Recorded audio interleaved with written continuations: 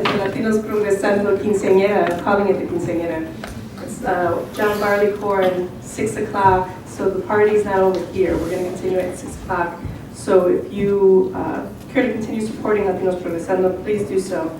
And join them at this fun party, which if it's a Latinos Progresando party, it's a good time. So moving on, I'm so inspired by Marty's words and again, all of the wonderful speakers. I've not had the opportunity to meet Virginia in person, in the flesh, so I'm so excited to introduce her. Now, a bit on Virginia, in case you've not heard about her background, I just want to point out the historic element of the work that Virginia has done. In 1975, Virginia, along with Viola Armijo Raus, became the first Latinas to be licensed to practice law in Illinois. Virginia is an attorney who has spent most of her career working in nonprofit organizations and has been a strong advocate for Latinos, women, and children. She was lead counsel in the historic redistricting cases of 1982 that created the first Latino wards and legislative districts. Virginia has volunteered with many organizations over the years and currently sits on the boards of Gads Hill Center in Pilsen, the Oak Park Rural Forest Community Foundation. She's a senior policy analyst for the Illinois Latino Family Commission, which is a nonpartisan independent state commission established by statute to improve the opportunities and resources available to Latino families and throughout the state. Please join me in welcoming Virginia Martinez.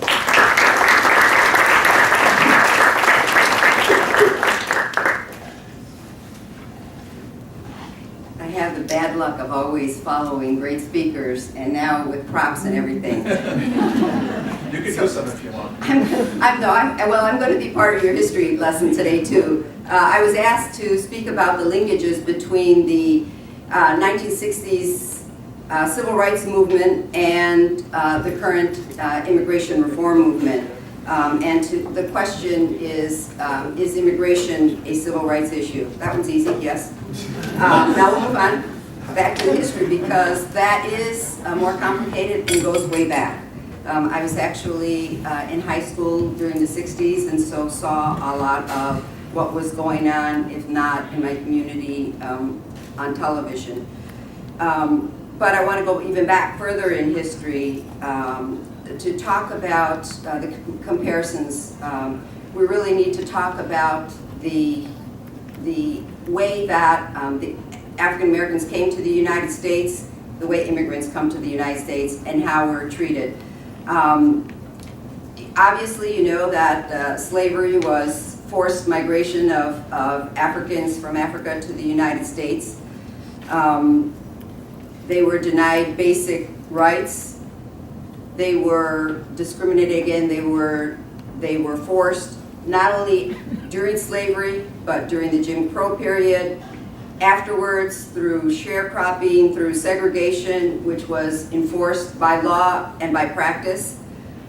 I remember my first trip to Texas when I was like 8 or 9 years old. And we were in the bus station and I saw a colored restaurant and I kept walking by and trying to figure out what color it was.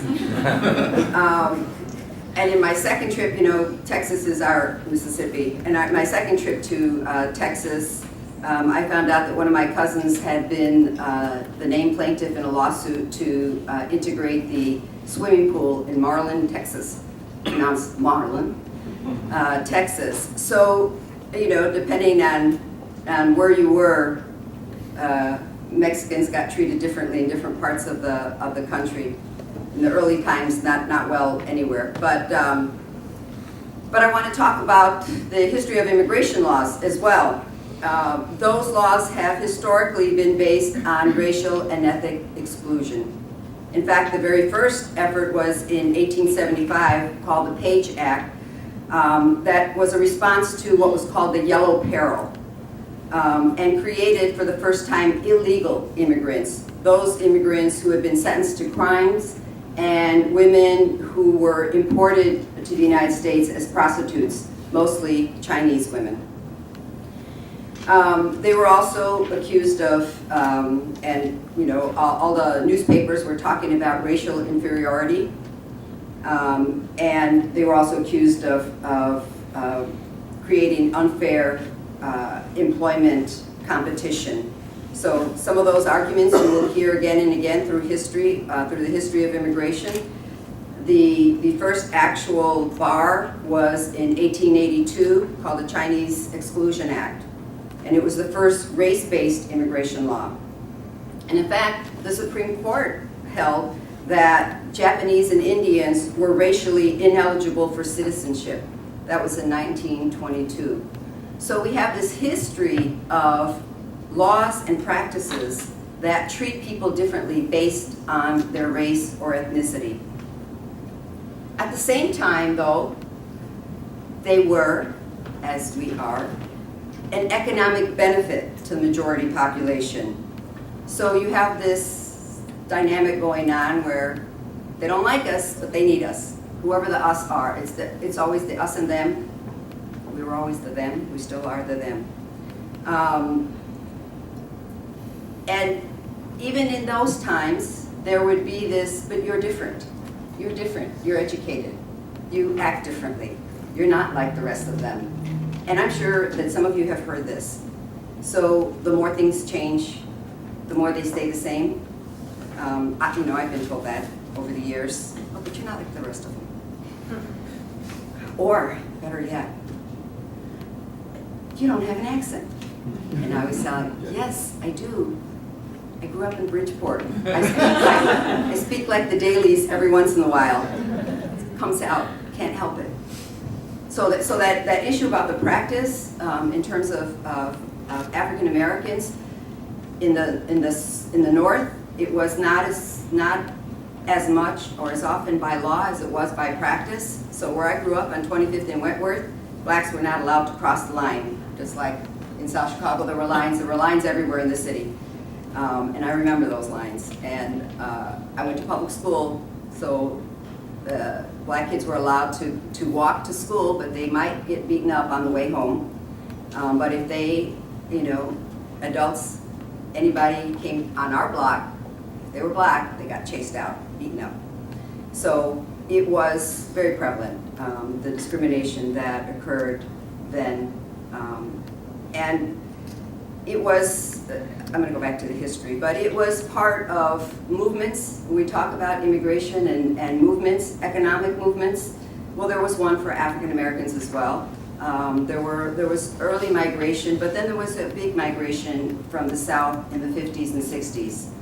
And so that created a dilemma for people who were living here. What do we do with all of these people who are now living here? And I could go on for hours about policies and why the projects were built where they were built and why railroad lines and viaducts become dividing points in Chicago, but I'll leave that for now to go back to the immigration issue, which again, economic movements, economic migration, there wasn't a golden age of immigration around the turn of the century, the last century, where lots of immigrants came. But now they were coming from different places than the original settlers of the Americans of the United States, the original settlers mostly from Western Europe, and now in the Golden Age they were coming from Eastern and Southern Europe. So they were different, they were visibly different, they spoke a different language, but they were also accused of being not as intelligent as the others.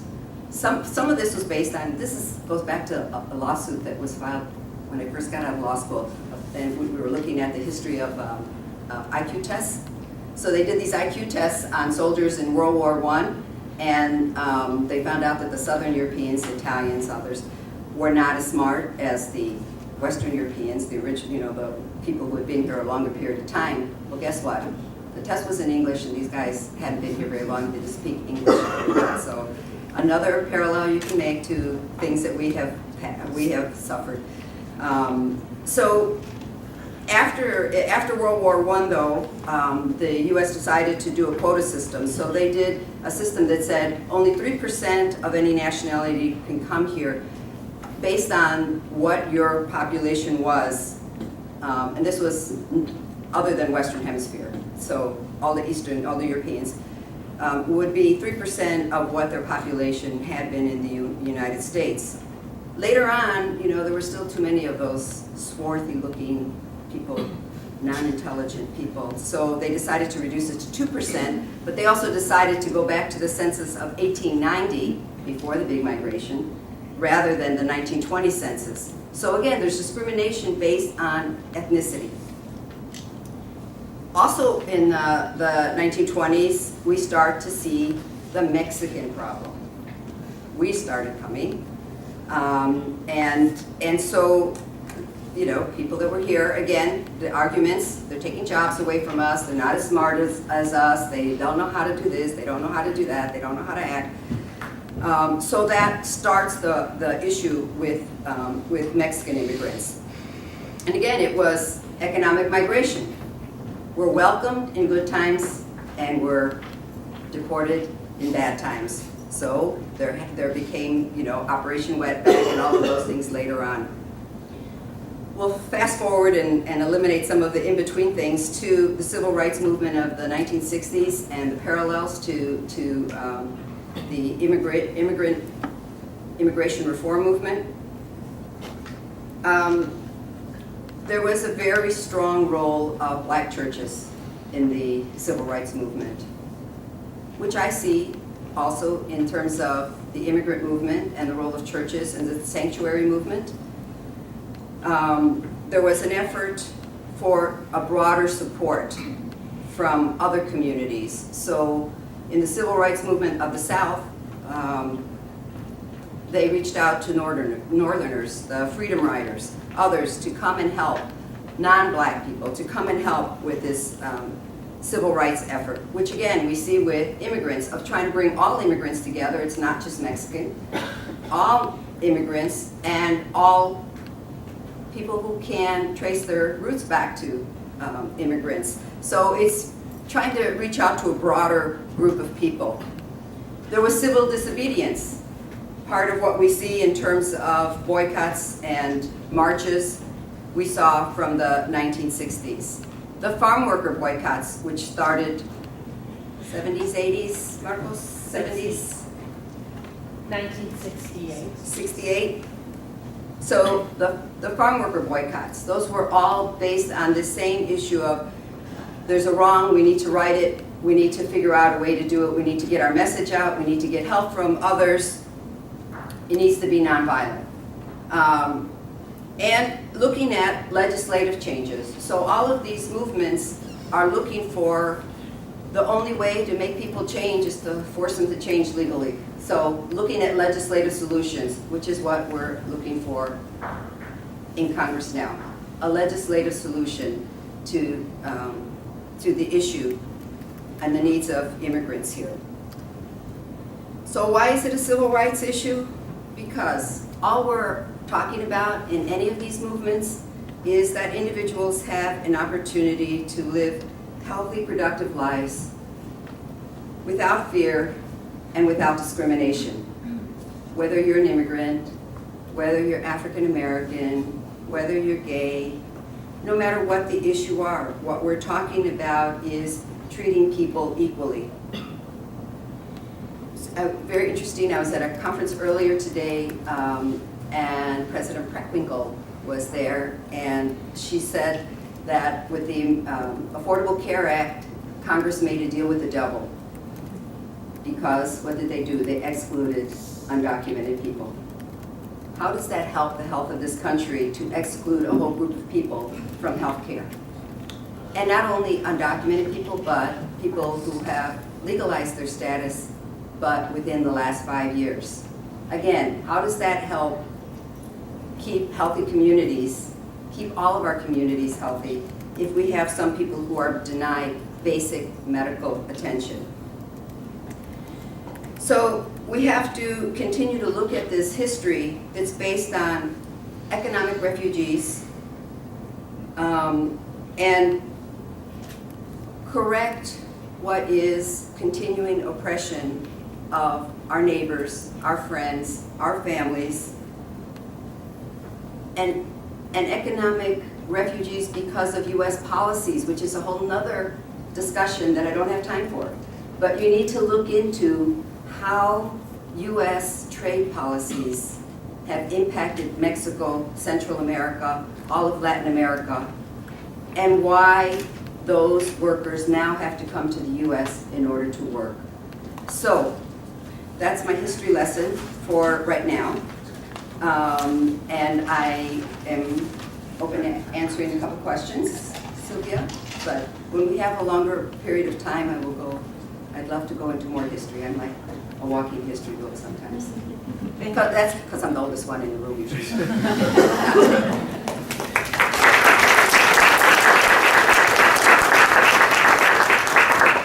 mentioned one thing, the more things change, the more they stay the same. In your opinion, what's our tipping point? You know, what sort of transformative experience does the Mexican community go through in order to see actual transformative change? Well, you know, one of the things that the anti-immigrant people always say is, well, you know, my great-grandparents came from here and they came legally. Okay, the doors were open then. They came legally and they learned English and they blended in. Well, you know what? Every time you ask me who am I, what am I am never going to blend in with you. So color is an issue. Color, and we have to face it. Brown and black people do not get treated the same as white people, whether you're Italian or Irish or anything else. We do not get treated the same. And if you look at who's incarcerated and who gets arrested, you know that's true. If you look at, you know, who's filing discrimination cases, you know that's true. So we're not, unless we all someday, you know, blend and we all become some color of beige with, you know, curly hair or straight hair or whatever, you know, we're never going to blend in. That's my opinion anyway. I mean, I've said that since I was a kid, since people keep asking me what I am. And I say, I'm Mexican. They say, what part of Mexico? And I say, Chicago. So it's an ongoing challenge and something we have to continue fighting for. Are there questions? Yeah, Virginia, I have a question for you. So given that Mexicans and Mexican Americans have such a rich history here in the United States, and what would be your opinion as to why we haven't been successful enough in bringing out our history and understanding the struggles that we, you know, our generations and our grandparents have gone through?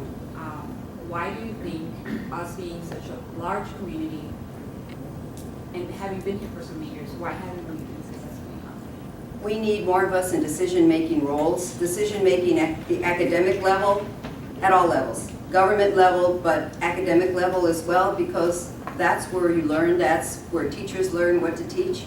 But policy level, folks who are on boards, commissions, legislative people, everybody, you know, elected officials, we need to have more, and we need to have them in strategic areas, and then we need to be working together to ensure that what our children learn is more than what we learned. I never, ever, ever, I was way before preschool, Head Start, or any of that stuff, but I never heard anything about Mexicans in anywhere that I went to school. So even in law school, we didn't learn that before Brown versus Board of Education, there was a desegregation case in California. It never went to the Supreme Court, but I heard about that later on. We just don't learn about it because we're not in the right positions to make sure. And now we have more people, especially in education. We have more people in those policy-making levels.